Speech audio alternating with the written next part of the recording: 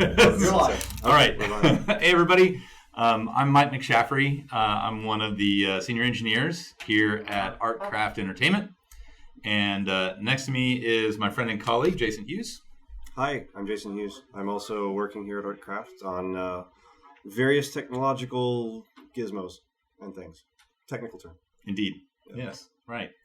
So one of the things I've been spending most of my time on is server infrastructure and server performance. And we're actually here to talk about, not talk about that at all. We're actually here to talk about client performance. Yes, client performance. Client is the game that you run on your machine as opposed to the server, which doesn't run on your machine. And one of the things that was noted was that as the game started scaling up and more players started jumping in, I think we hit, 100 players? Yeah, it was a Siege Perilous game. I was super excited about it. I think back in, I'm going to guess April, right? You know, the good days, right? Yeah. You know, really, hooray. Yeah, the good days. Siege Perilous, and we had a bunch of people really excited about Siege Perilous, and so a bunch of people logged in. It was like Friday night, and it was amazing until all these characters came into one place and the castle wall fell and my client tanked down to like 8 frames per second. It was just really, really awful. And so it had just come on the heels of us working really, really hard on server performance, because we were noticing, earlier, like in March timeframe and a little earlier, that we were having trouble with 20 players getting into the game and then 40 players getting into the game. And then all of a sudden, we did some things to the server side that we had meant to do all along, and finally got to them. And then all of a sudden, the servers were just clicking along great. They were performing really well, just a couple of percentage points, on our performance monitors. And then all of a sudden, Siege Perilous happened, and a bunch of people wanted to log in, and the client tanked to almost 0. It was awful. So it's also worth noting that almost every professional game that's ever been released has a thing called a login storm. A login storm is where a lot of people jump into a game and all the servers fall over. And that's not unusual. But in this case, it wasn't the servers that fell over, it was the clients that fell over, which means that we can do something about that. And so that's what we're doing. One of the things that I was brought in to do is to try and help figure out why that happened and try and mitigate that as much as possible and find as many strategies as we can to improve the performance of the client, especially in situations where you have lots of players in one small area. So what we did was... first thing we measured, why is this happening? And our game engine has actually a really nice profiler, kind of shows us, it graphs out exactly where the game is really slow and where it's spending its time. And we can even drill down into even individual function calls and go, why is that one line of code really, really slow? And what we found was there were not just one, as is normal. There's probably 5 or 6 things that needed to be looked at and addressed. And the great thing is they're all things that are still in flux, and so we could kind of take them out and put them back in and see which ones made the biggest difference. And what we found was that we'll back up a little bit. This is tech geek speak, so if you're not going to understand all of this, that's okay. Don't worry about it. You've probably heard about it in other games, but what we found is that there's a certain number of times that the graphics processor can draw things per frame, and there's just an upper limit. You just can't go beyond that. Now, you get better GPUs, they can do a few more, but there's still kind of like, if you want to play well on a game these days, you only draw so many times per frame. And so what we found was that there's just a lot of draw calls in each of the characters. And what we had to do is kind of ask the artists, hey, can we work on this somehow? And we found some nice plugins in Unity and made it possible for us to reduce the number of total draws that we had to do for a character to look right. And that was the first step in trying to improve performance. And we had to get an artist to go back and merge a bunch of things together so that it looked good and also draw one time. But we also added some special code into the game so that whenever you switch equipment, it's smart enough to say, oh, by the way, your equipment's changed. We're going to rebake all this stuff back down into a single draw call. And so there's some tricky stuff in there, but it's not rocket science. It's really just identifying the problem and then finding a way to address it. And then there were other things. And other things. Yeah, one of the things that you may have heard about this before. They're called skinned characters. So you can imagine, instead of Like when you see a character, in a game and you see him, bend his arm or raise his shoulder, you actually see all the polygons do the right things. It's not just big blocks, like it was back in the 1980s anymore, right? And so that's called a skinned character. It looks good when they're moving around. Well, it turns out that calculating the mesh when a character moves their arms or legs around can be pretty expensive on the CPU. And so as you had, in the Siege Perilous game, we had 100 people around and the CPU was just overloaded and it just couldn't keep up. And so one of our artists, Mr. Doggett, as it turned out, he comes, coming into my office one day and he says, I found it. I know what we can do to speed up the characters. And he points me to this little Ultima plugin, or not Ultima plugin, the Unity plugin, sorry, going back a few years there. A Unity plugin called Mesh Animator. And it was a really, really cool little thing. What it does is it takes a skinned mesh and pre-bakes the mesh out into all of its positions, that it ever needs to be in. And of course, you're not going to do every single animation or even at a high frame rate. So we recorded 5 animations at 15 frames per second for a couple of characters just to give it a test. And what we actually found was that I could draw 1,000 characters on my screen. That's it, at about 25 frames per second. And of course, that's a lot of characters. That's a lot of characters. That's all we could do, right? So we also want to draw, things like particle effects in the environment and Castles. Your user interface and other things, right? So we wanted to try to take this plugin and see how far we could push the number of characters that we're displaying in Crowfall. And so what we did is, this is also something called level of detail. And what we didn't want to do is just make all the characters look like that with the 5 animations that all kind of look the same. But we wanted to say, when is it most appropriate for us to switch from this high resolution, like multi-jointed skinned character that's real expensive, that looks awesome, to something that's a little bit resemblant of the same character, but doesn't look quite the same. And so there's a level of detail system, LOD system that's already present in the engine. And up close, you always still get the awesome looking characters, but we have fallbacks where they start to look a little bit less amazing, but they're farther away, so it really doesn't matter that much. And at the farthest distance, when you have lots of characters on the screen, you have a huge battle with 2 giant armies or 3 or 4 giant armies all coming in and converging in one place, you can't even make out every little detail. So it's okay to have something that just gives you the idea, like, this is the character that was here, and now that they're in the middle of a battle, I can see that their arms and things are moving, but the exact details aren't really relevant anymore.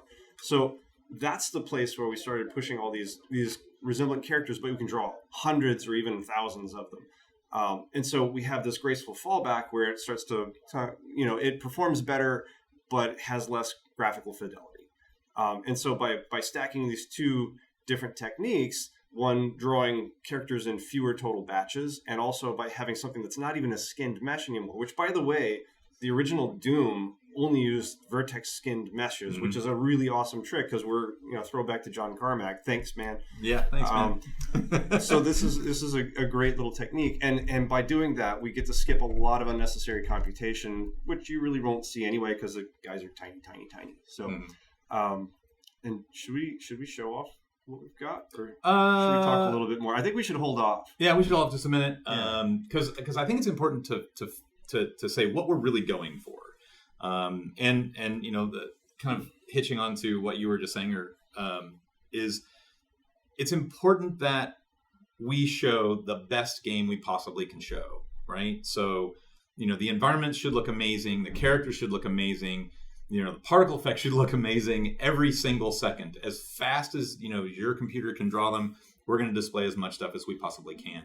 But in those moments, when the big castle wall falls on an army of 200 other characters who are attacking it, what's really important is for us to be able to still have a good frame rate so that you can still use your powers. You can still run out, climb up that wall and get away, either get away from the thing you want to get away from or jump into the fray without having any kind of hitching at all. And so that's kind of our philosophy.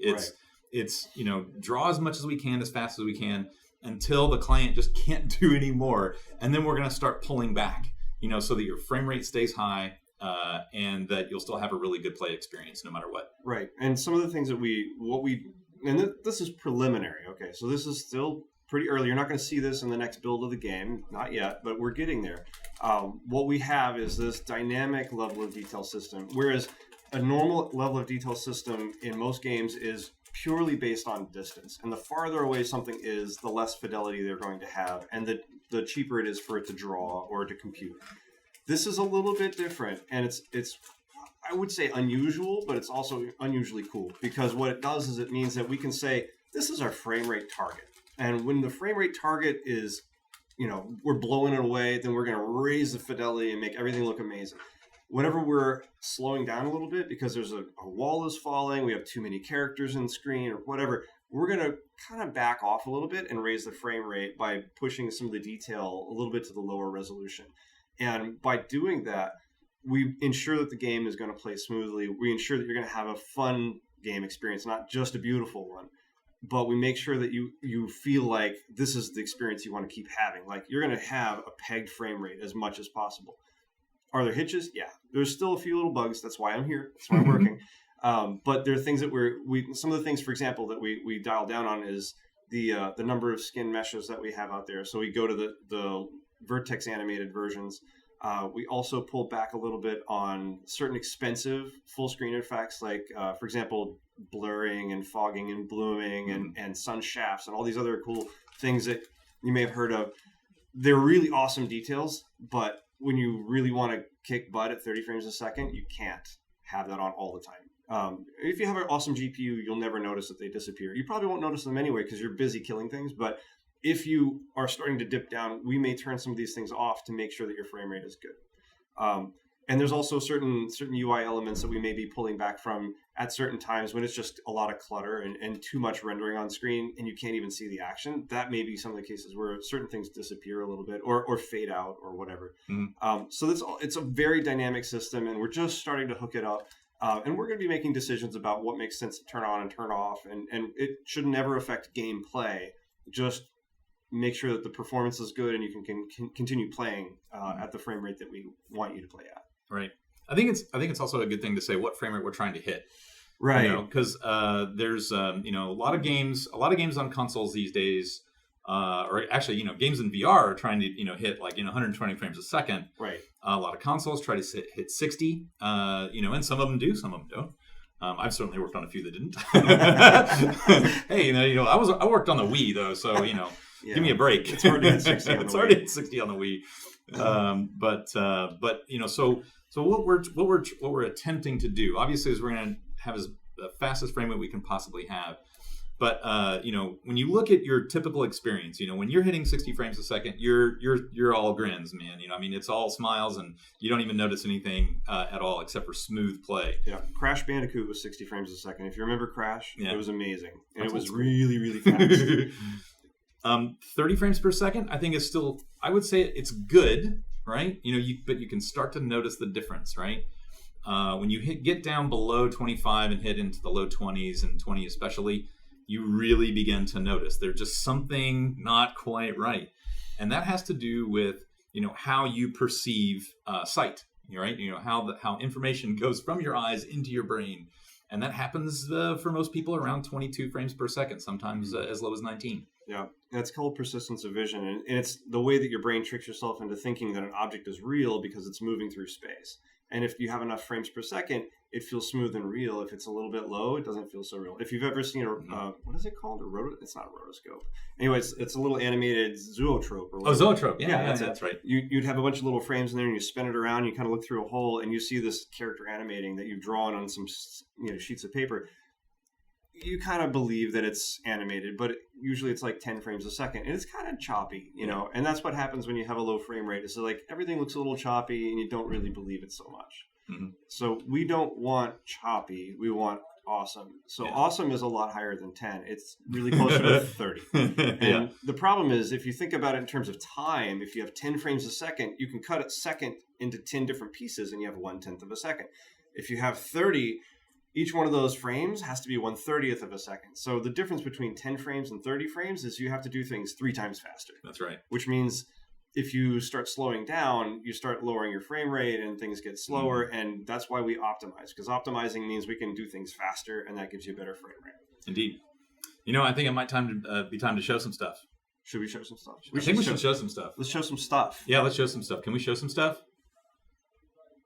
Okay, so I have movies over there. Shall I just pop over there and play it? Is it ready to go? Oh, yeah, it's ready to go. Hold on, wait.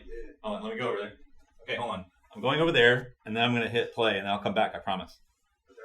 Oh, there we go. There we go. Oh, awesome. Okay. It's probably just delayed. Yeah, so what you see here is the Confessor character is running around a crowd of 200 characters.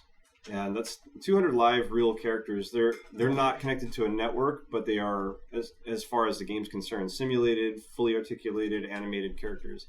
And as you're seeing the Confessor running through the crowd, this is them dynamically switching between level of details and even switching in and out of the animated mesh system. And for the most part, you really don't see it. There's little bits of popping here and there, but it's really early, right? We plan to do some fading between LODs and making it so that the transitions are softer and make it so you just really can't really notice the details. But obviously, this is this is a setup, right? This is for us to demonstrate the fact that it works. These guys wouldn't just be standing there. If you're playing with a group of 200 people, I think they'd be in motion. What do you think? Let's try that one. Mike, maybe we should show them in motion. Let's show them something actually doing something. Okay, here we go. So, I think this is maybe a little bit more representative. If you've got 200 guys all on one server running around doing stuff, it would look a little bit like this. And again, as far as the game's concerned, these are all live players that are running around. It's demonstration, but they're all doing things. You could attack them. You can go and interact with them, do whatever you want to do. As you can see, the F to loot keeps popping up all the time. as you run next to them, they're real characters. You can see that there's a little bit of hitching here and there, and we're working on figuring out where those are coming from. And that's the beautiful thing about performance optimization is you spend most of your time figuring out what the current biggest issue is. You fix it, and then you move on to the next biggest issue. There's always more. So here you see the Confessors running along the hillside, and you can really see tons of characters out there, and it's pretty impressive. I mean, the difference between, what was it, before we had 100 characters out there, and it was running 8 or 10 frames a second. And now we've got 200 characters, and it's, for the most part, pretty solid 30 frames a second. Yeah, and we think we can push that a little higher too. Yeah, just even some tests today said, I think we can go a little higher. So but unfortunately we didn't have enough time to record the video and all that. No, but the suffice it to say, I think it shows a lot of promise. And if there are any naysayers out there that say you can't render more than 20 characters in Unity, well, haha. There it is. We proved it. Right. You can't. Yeah. Absolutely can't. And those aren't cheap characters either. No, they are not. They've got everything you need. One thing I think it's very important, our lead environment artist has asked me to specifically mention that the environment that they're running around in is a slightly older environment. Because he was like, oh man, you used my old environment. Can't you use the newer one? And we're like, oh man, we don't have time to record the video again. Let's see, this is a funny thing about programmers is we don't care about art. Yeah, we do. No, we do. It's more. John is going to come after you. I'm going to get tackled as soon as I leave the booth. Absolutely. But no, it's for demonstration purposes. And so for me, I just wanted to see guys running around on something that's not a flat plane. And This was way, way better than a flat plane. It's really nice to have some decent art in there, and it's going to get way better because what John said is that his new stuff is amazing, and I've seen it, and it is. Yeah, it's really cool. Yeah. Thanks, John, for having us mention that because it is important that our environments look amazing. Yes. I think we could open it up for questions. Yeah. If that's okay. We don't have any yet. No questions. Okay, sock puppet time. Sock puppet. This is how sock puppet programmers type. Excellent. I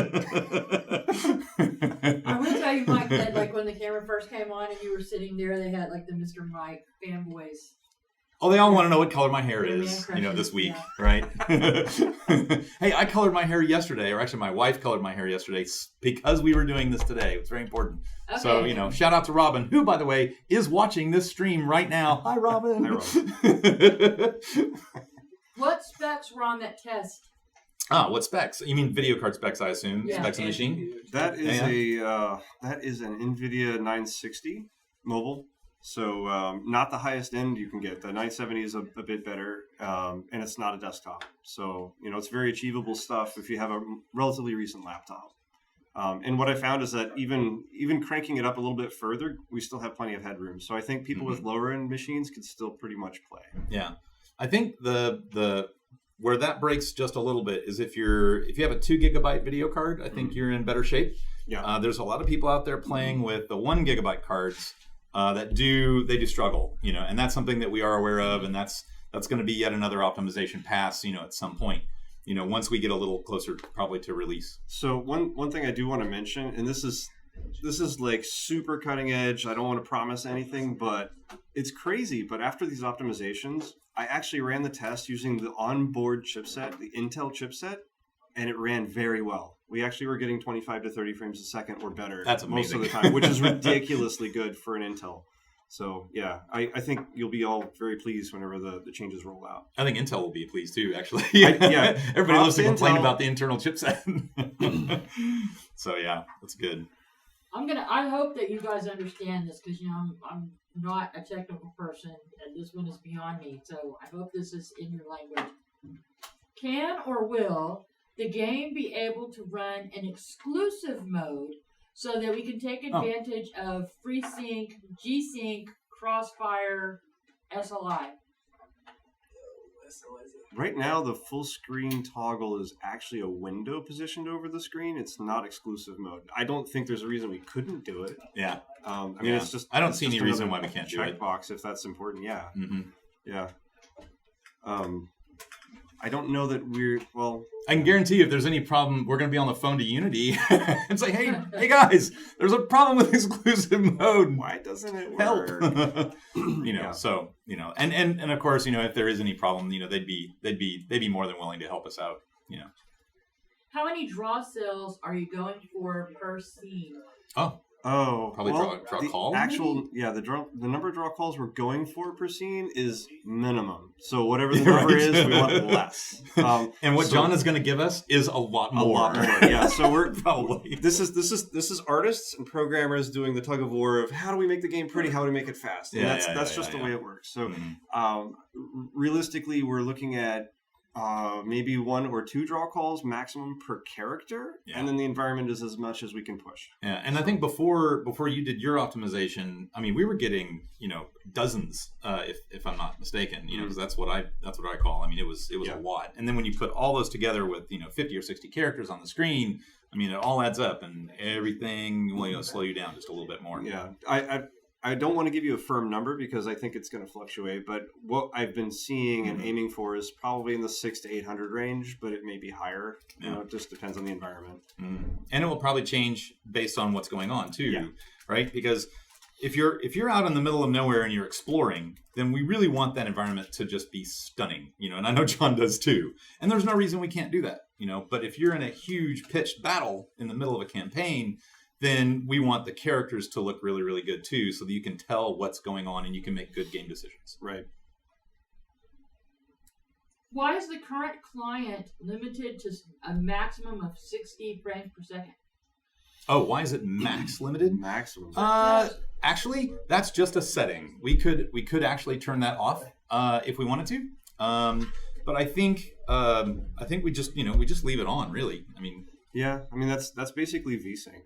Yeah. Right. So VSync, what it does is it just prevents tearing. The other thing is the code changes a little bit when you change VSync to be on or off, and that's right. We've experienced some weird anomalies. Fewer bugs now is better. Fewer bugs now. What we're worried about is making the best game possible. Turning off VSync in the meantime would be a distraction, but long term that might be something we look at. Yeah. Sure. At some point, if we can, if you have a really fast computer and you have a really good, video card and we can do 120 frames per second, why the heck not? Yeah. All right. Well, last questions. We're out of time now. Are particle effects impacted more than animations when lots of characters are on the screen? Is there any sort of hierarchy or order of visual downgrades? Not yet, actually. Yeah, not yet. Although, honestly, particle effects are really, really expensive.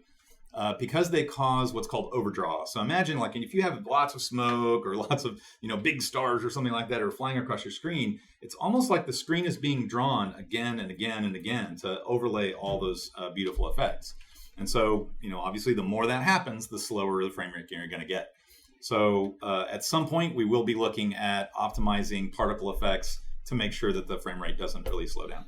Right. But I guarantee you the things that you'll always see is going to be your character's particle effects because Indeed. That's what matters. Yeah. And probably the ones really, really close to you. Yeah. So I think that's it. We good? All right. We're good. Thanks, guys. Great. Well, thank you very much. Some people notice that your hair matches the wheel. See? That's not expected, actually. Really? Yeah, no. That's Anyway. amazing. All right. Bye, guys. It was good Bye, talking guys. to you.